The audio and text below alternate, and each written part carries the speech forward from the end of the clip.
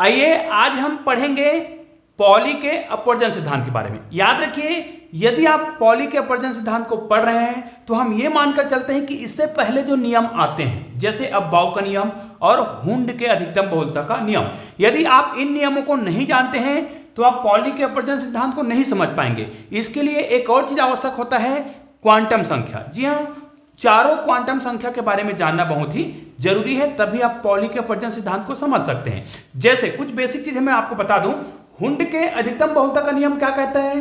किसी भी कक्षक में ध्यान दीजिएगा, कई बार बच्चे कंफ्यूज रहते हैं कि हुंड का अधिकतम बहुलता का नियम क्या है।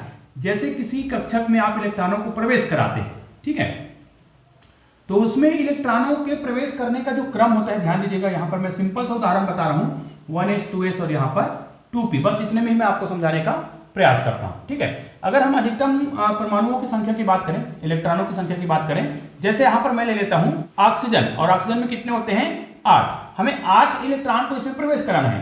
तो ध्यान दीजिएगा, हुंड के अधिकतम बहुलता का नियम क्या है कि किसी भी कक्षक में इलेक्ट्रॉनों का युग्मन तभी होता है जब सामने आने वाले कक्षक में एक एक इलेक्ट्रॉन भर गया हो।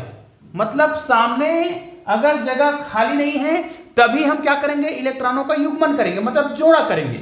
जैसे 8 इलेक्ट्रॉन है इसमें, तो एक इलेक्ट्रॉन तो इसमें आएगा, यहां पर तो कोई दिक्कत नहीं है क्योंकि इसमें एक इलेक्ट्रॉन डालना है, यहां पर भी एक इलेक्ट्रॉन डाल दिए, यहां पर भी एक इलेक्ट्रॉन डाल दिए। यहां पर कितने इलेक्ट्रॉन डाल दिए, 4 इलेक्ट्रॉन। अब 4 इलेक्ट्रॉन हमें इसमें प्रवेश कराना है। तो देखिए, ऑक्सीजन में 8 होते हैं, तो हुंड के अधिकतम बहुलता के नियम के तहत ध्यान दीजिएगा, एक इलेक्ट्रॉन तो इसमें आएगा, ठीक है, एक इलेक्ट्रॉन इसमें आएगा। ध्यान दीजिए, आप जैसे इसमें कितने 4 है, तो 4 इलेक्ट्रॉन इसमें करना है, तो इसमें इस प्रकार मत कर दीजिए, पहले से इसको आप युग्मन नहीं कर सकते। ये देखिए, यहां पर 4 इलेक्ट्रॉन है, तो आप पहले से आप इसको युग्मित नहीं कर सकते। ठीक है, इलेक्ट्रॉनों का प्रवेश कैसे कराएंगे, पहले इसमें एक डालेंगे, इसमें एक डालेंगे, फिर इसमें एक डालेंगे। आप देखिए, यहां पर सभी में एक एक इलेक्ट्रॉन भर गए हैं, तभी हम क्या करेंगे, इलेक्ट्रॉनों का युग्मन करेंगे, मतलब इलेक्ट्रॉनों का जोड़ा बनाएंगे। तो यहां पर आप देखिए, यहां पर 4 है तो यहां पर भी 4 आना चाहिए था, तब यहां पर एक इलेक्ट्रॉन आएगा। ठीक है, आपको इलेक्ट्रॉनों का जोड़ा पहले से नहीं करना है। ये कब आएगा, जब आप पॉली के अपवर्जन सिद्धांत को पढ़ रहे होंगे, तो इलेक्ट्रॉनों की जो संख्या काउंट करते हैं ना, कि ये पहला इलेक्ट्रॉन है कि 7वां है कि 6वां है, तब ये काम आता है कि हम इलेक्ट्रॉनों को किस क्रम में प्रवेश कराए हैं, है ना, क्योंकि काउंटिंग भी उसी आधार पर होता है। इस बात का विशेष रूप से ध्यान रखिएगा।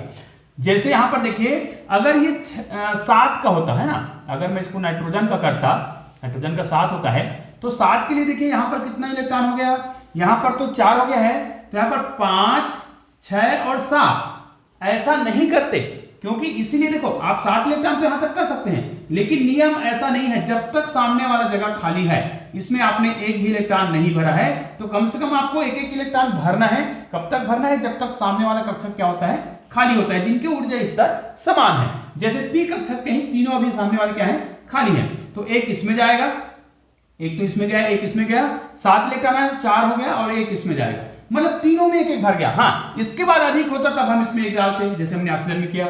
उसी प्रकार आगे बढ़ते जाएंगे तो क्या करेंगे, हम इसमें इलेक्ट्रॉनों को भरते जाएंगे। जैसे 10 इलेक्ट्रॉन भरना है, जैसे नियॉन का होता है, इसमें 10 होता है, तो 10 होता है, तो देखिए 4 तो इसमें हो गया, 5, 6, 7, 8 और ये 9 और ये 10। याद रखिए, इलेक्ट्रॉनों का जो क्रम है, इसी आधार पर हम उसको क्या करेंगे, काउंटिंग करेंगे, तब हम बहुत ही आसानी से क्या कर पाएंगे, पॉली के जो अपवर्जन सिद्धांत है उनको समझ पाएंगे। ये तो हो गया हुंड के अधिकतम बहुलता के नियम का उपयोग हम करेंगे पॉली के अपवर्जन सिद्धांत में, इसलिए मैंने इसको बताया।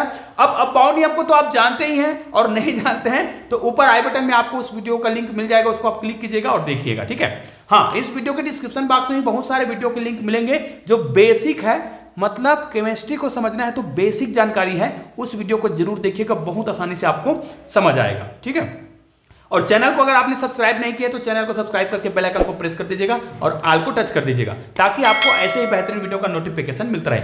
आइए मैं आपको एक और चीज बता देता हूं जो पॉली के अपवर्जन सिद्धांत के लिए बहुत ही महत्वपूर्ण है।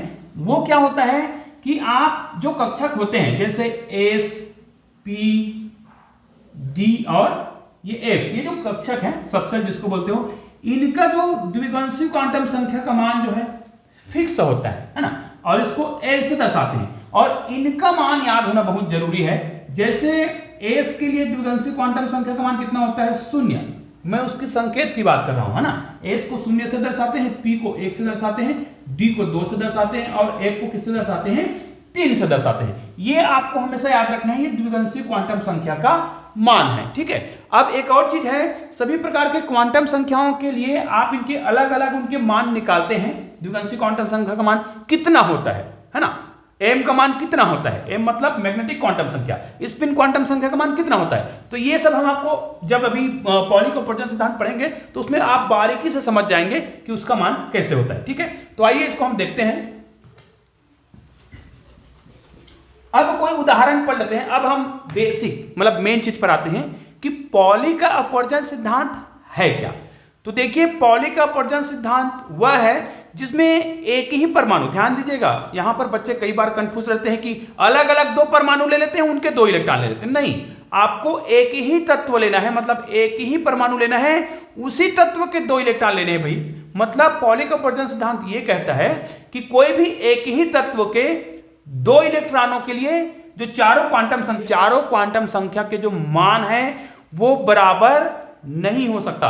यदि 3 क्वांटम संख्या के मान बराबर है, कोई भी 3 के मान बराबर है तो किसी एक का मान बराबर नहीं होगा। हो सकता है चारों मान बराबर ना हो, लेकिन चारों मान बराबर हो जाए ऐसा हो ही नहीं सकता। मतलब कोई ना कोई तो अलग होगा ही होगा। यही है पॉली का अपवर्जन सिद्धांत। मतलब आप इसको सिंपल से लिखना चाहे तो क्या लिख सकते हैं, किसी भी एक ही तत्व के 2 इलेक्ट्रॉनों के लिए चारों क्वांटम संख्या का मान बराबर नहीं हो सकता।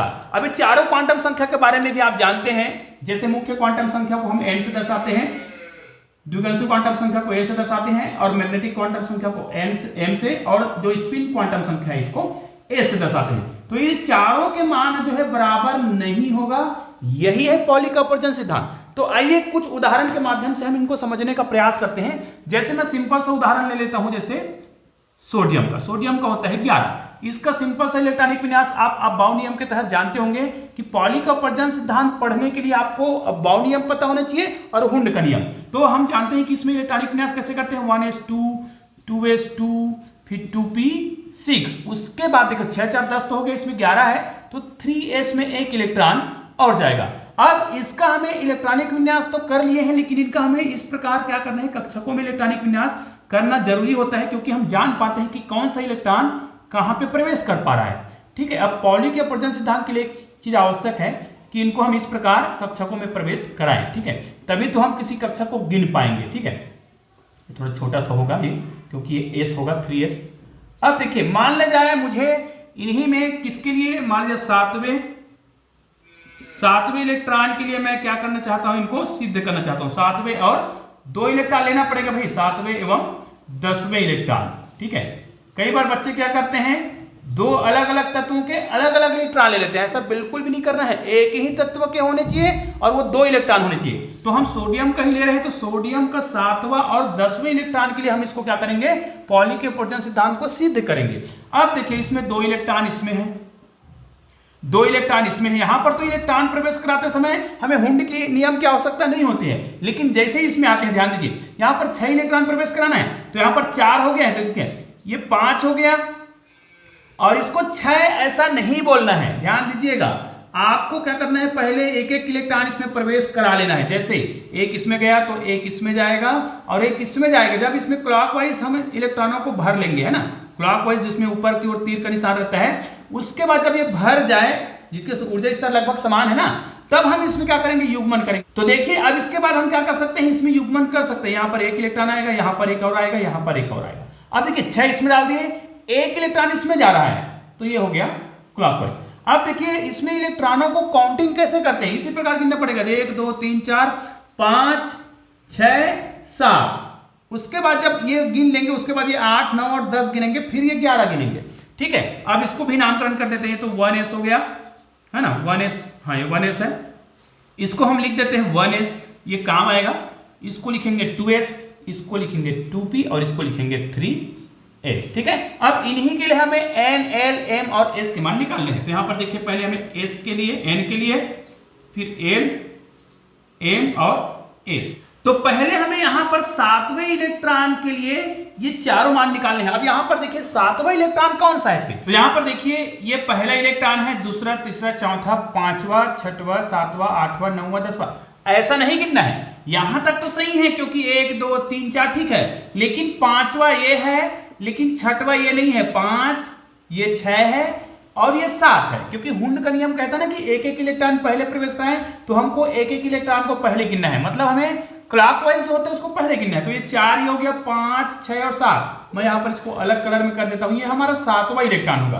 बच्चे यहीं पे गलती करते हैं कि सातवां इलेक्ट्रॉन को किसको मानना है समझ नहीं आता, मान लिया वो इसी को यहीं पे आएगा 1 2 3 4 5 6 और इसको सातवां मान लेता है। ऐसा नहीं करना है, आपको क्या करना है, ये देखो 4 5 6 और 7, इसको हम सातों मानेंगे।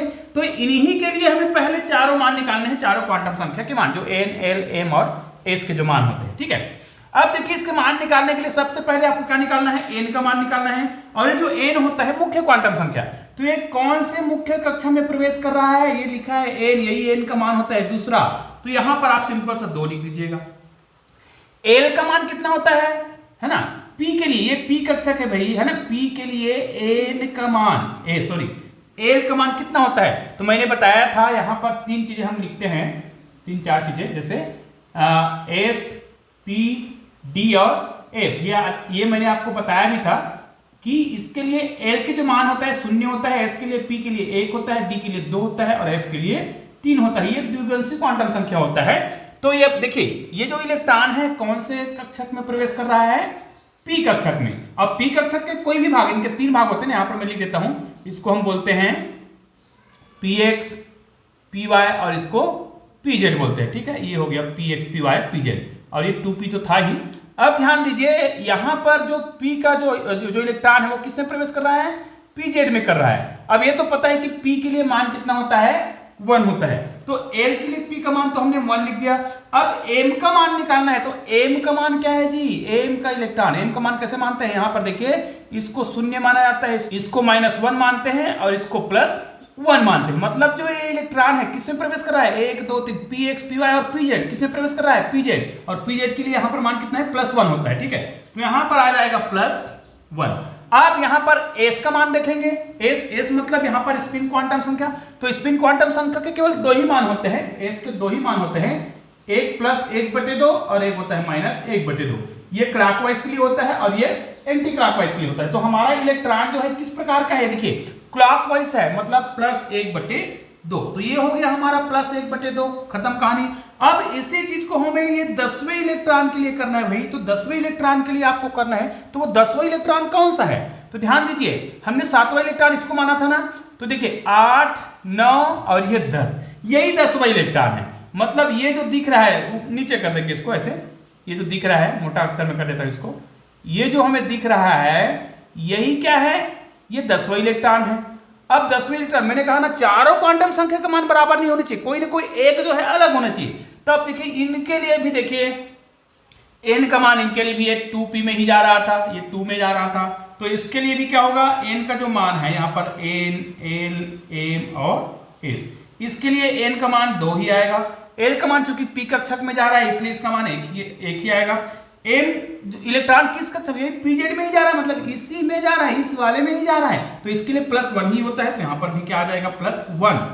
मैंने बोला था कि कोई ना कोई एक अलग होना चाहिए। अब देखिए ये जो है s, इसके लिए निकालना है s, स्पिन क्वांटम संख्या, ये क्लॉकवाइज है कि एंटी क्लॉकवाइज है, एंटी क्लॉकवाइज है, मतलब नीचे, तो यहाँ पर क्या आ जाएगा, -1/2। ये देखिए मैंने बताया ना चारों क्वांटम संख्या का मान बराबर नहीं होगा, चारों, मतलब यहाँ पर देखिए ये तो बराबर है, ठीक है, ये वाला भी बराबर है, ठीक है, ये वाला भी बराबर है, लेकिन लास्ट में देखिए ये वाला स्पिन क्वांटम संख्या का मान जो है बराबर नहीं है, और यही क्या है, पॉली का अपवर्जन सिद्धांत है। आइए एक छोटे से उदाहरण के माध्यम से और समझने का प्रयास करते हैं, उसके बाद आपको क्लियर हो जाएगा कि पॉली का अपवर्जन सिद्धांत क्या है। मैं यहां पर एक छोटा सा उदाहरण दूंगा, किसी एक अन्य तत्व का उदाहरण ले लेते हैं। अब इसको हम बहुत ही आसानी से समझ जाएंगे, देखिएगा, है ना। बस इलेक्ट्रॉनों को काउंटिंग कैसे करते हैं यही तो मेन है, ठीक है। तो मैं एक उदाहरण ले लेता हूं यहां पर, अपन ले लेते हैं नाइट्रोजन का, ठीक है, ये नाइट्रोजन का ले लेते हैं।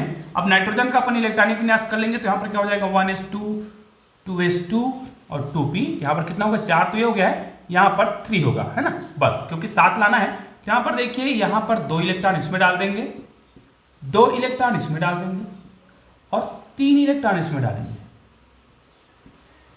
1 2 और 3, बस हो गया 4 और 3 7। इसके मान लीजिए हम क्या करते हैं 7 है तो हम ये करते हैं कि इसका तीसरा इलेक्ट्रॉन,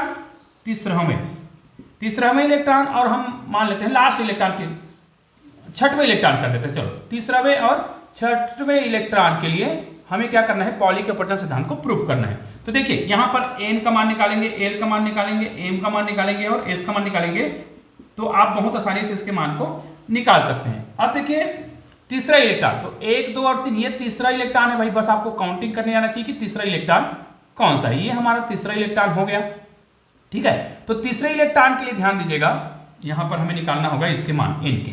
तो ये देखिए 1s 2s और 2p, तो ये देखिए किस में जा रहा है, 2s में जा रहा है तीसरा इलेक्ट्रॉन। तो यहां पर n का मान क्या आएगा 2, l का मान ये s कक्षक है, चाहे 1s हो या 2s हो, s का मान यहां पर मैंने लिखा था l का मान, s का मान हमेशा कितना होता है l के लिए, मतलब द्विगुणित क्वांटम संख्या, s का मान कितना होता है हमेशा 0 होता है। m का मान यहां पर देखिए इसका मान तो 0 ही होगा, क्योंकि इसमें होता है 0 + 1 - 1, इसमें तो 0 होगा, तो m का मान भी यहां पर कितना होगा 0 होगा। लेकिन इसी के लिए स्पिन क्वांटम संख्या तो क्या होगा, ये क्लॉकवाइज है तो +1/2 होगा। अब इसी के लिए हमें क्या करना है, फिर से इनके मान निकालने हैं 6वें इलेक्ट्रॉन। तो 6वां इलेक्ट्रॉन कौन सा, 1 2 3 4 5 और 6। ध्यान दीजिएगा ये 6वां इलेक्ट्रॉन है भाई, गलती नहीं करना है आपको, ये 6वां इलेक्ट्रॉन है, आपको यहां पर डबल नहीं करना था पहले से, ठीक है। तो ये आपका 6वां इलेक्ट्रॉन है इन्हीं के लिए, ठीक है। तो इसके लिए भी n के मान कितना है, ये देखिए ये भी 2 में जा रहा है, दूसरे मुख्य ऊर्जा स्तर में जा रहा है, मतलब n का मान तो इसके लिए भी 2 होगा। l का मान यहां पर कितना हो जाएगा, l मतलब द्विगुणित क्वांटम संख्या, और p के लिए द्विगुणित क्वांटम संख्या कौन कितना होता है 1 होता है। फिर यहां पर m का मान निकालना है, m क्या है, चुंबकीय क्वांटम संख्या, मैग्नेटिक क्वांटम संख्या, मैग्नेटिक क्वांटम संख्या के लिए आपको मान निकालते हैं तो ये 0 होता है। तो ये किसमें प्रवेश कर रहा है, यहां पर 0 वाला में, तो यहां पर इनका मान भी 0 आ गया। फिर स्पिन क्वांटम संख्या, ये क्लॉकवाइज है कि एंटी क्लॉकवाइज है, ये क्लॉकवाइज है, तो यहां पर कितना आ जाएगा, s का जो मान है वो +1/2। यहां पर आप देख सकते हैं कि कहीं ना कहीं कोई ना कोई एक क्वांटम संख्या का मान बराबर नहीं आ रहा है, मतलब चारों बराबर नहीं हो सकता, कोई ना कोई एक अलग होगा, ये आपको याद रखना है। तो देखिए ये बराबर था, ठीक है, तो यहां पर देखिए ये वाला बराबर नहीं है ना, हालांकि ये भी बराबर है और ये भी बराबर है, ये संयोग की बात है कि इसमें एक ही बराबर नहीं हो रहा है, कोई बात नहीं है। चलो मैं आपको एक उदाहरण देता हूं, इस उदाहरण को आपको बनाकर मुझे बताना है और कमेंट जरूर कीजिएगा कि आपसे पॉली का अपवर्जन सिद्धांत आसानी से बन पा रहा है कि नहीं बन पा रहा है, ठीक है। मैं आपको सिंपल सा उदाहरण दे रहा हूं, आपको क्या करना है, एल्यूमिनियम का ले लेना है, एल्यूमिनियम है ना, एल्यूमिनियम में 13 होते हैं, इसके इलेक्ट्रॉनिक विन्यास आप करेंगे और इसके आपको 9वें इलेक्ट्रॉन, ठीक है, 9वें इलेक्ट्रॉन के लिए एवं 13 है तो अपन यहां पर लिख देते हैं